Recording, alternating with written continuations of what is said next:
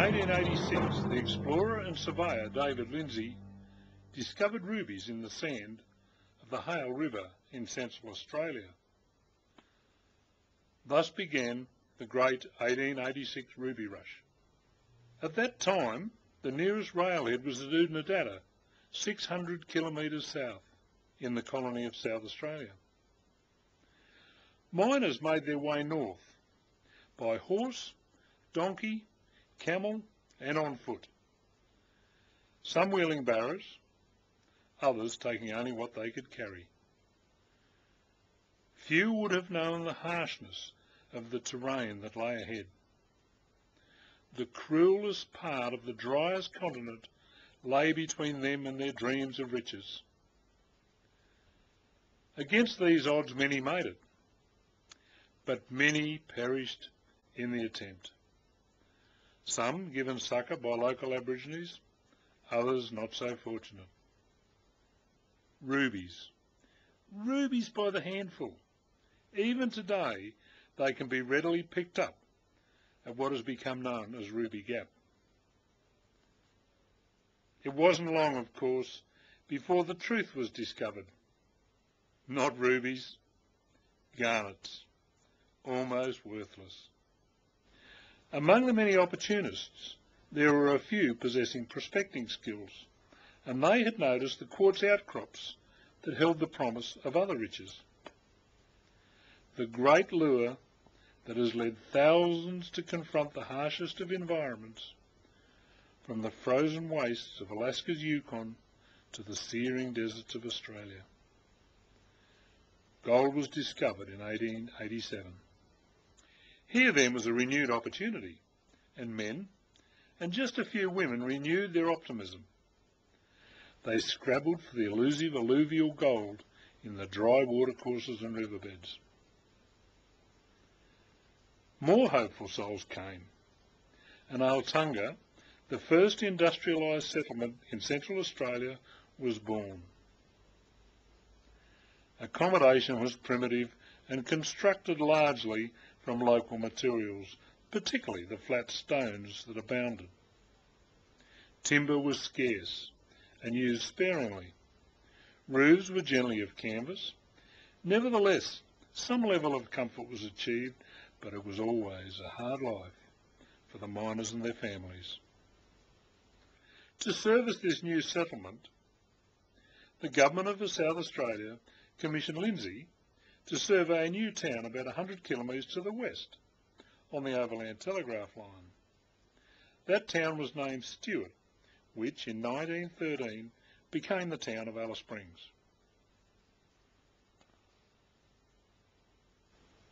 The Altunga alluvial gold was quickly exhausted, and the miners were forced to turn to the quartz, which meant hard digging and then crushing of the ore, generally by hand.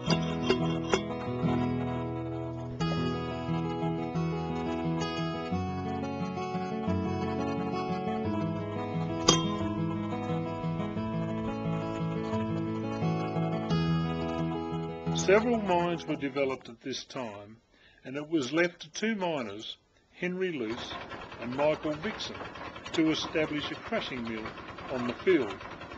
This was the main mill for the area and handled ore from the nearby mines of Christmas Reef, McDonald Reef and Golden Chance during the period 1890 through to 1898.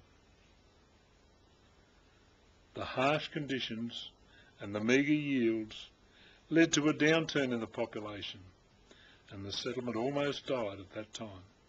In 1898, reef gold was discovered at nearby White Range, and the future looked up.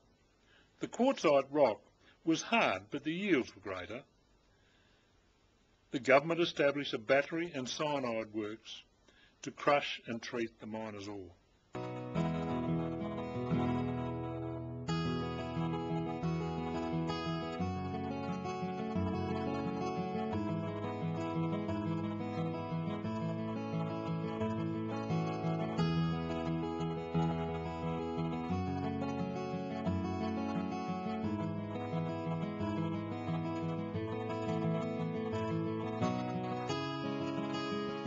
Great Western Mine at White Range was the second most productive mine on the field and yielded 600 ounces of gold from 600 tonnes of ore. In all, the White Range mines yielded 90% of the gold processed at the government battery. The establishment of the government battery brought new life to the field, with the necessary workers, assayers and manager. Government officers enjoyed only slightly better conditions than the diggers, the assayer's residence running to one room, while the manager was able to luxuriate in two.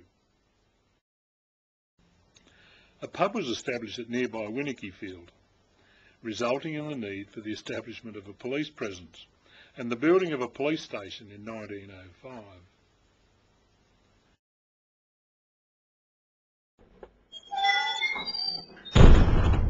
It was also in 1905 that a township was surveyed which became the commercial centre of Altunga, with a well, store and hotel.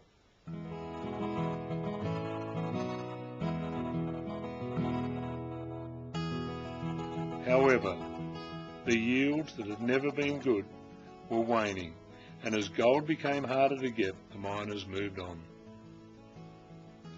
The government battery closed in 1913.